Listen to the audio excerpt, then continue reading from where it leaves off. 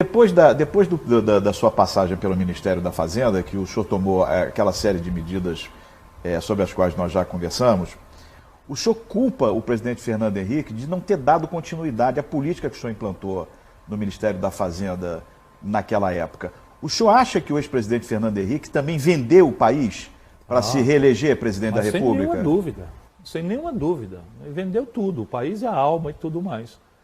Veja bem, são coisas práticas. Coisas práticas. Eu, quando fui ministro da Fazenda, eu criei, nós estamos falando aqui numa concepção progressista do socialismo democrático, eu criei uma alíquota de 35% para os grandes ganhos de capital. Por de renda, de 35%.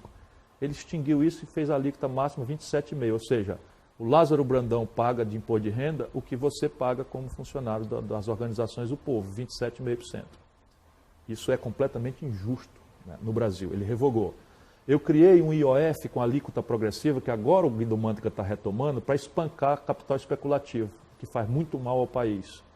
No dia que eu virei as costas, eles refizeram. E o Plano Real era uma coisa muito séria, mas era uma gambiarra.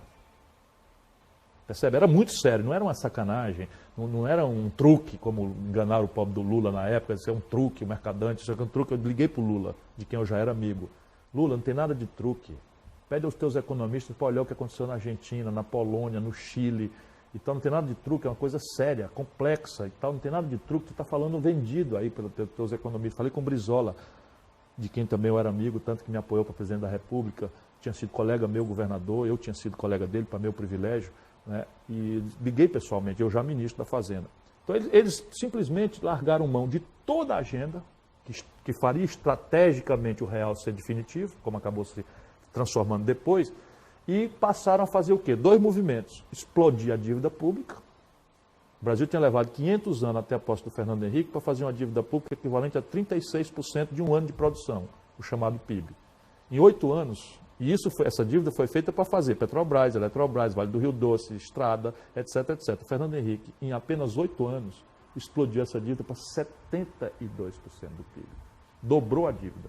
E o outro movimento, né, fez uma explosão da dívida sem fazer nenhuma coisa estratégica, ao contrário, vendeu o Vale do Rio Doce, vendeu, enfim, o diabo do país, vendeu Telebrás, vendeu Eletrobras, pelo menos distribuição, e um movimento de explosão da carga tributária. Quando ele tomou posse, eu era ministro da Fazenda, 27% era a carga tributária brasileira e passou para 36%.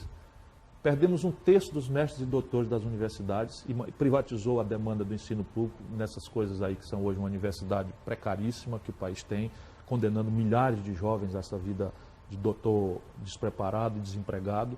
Enfim, uma tragédia completa. E tudo pela reeleição.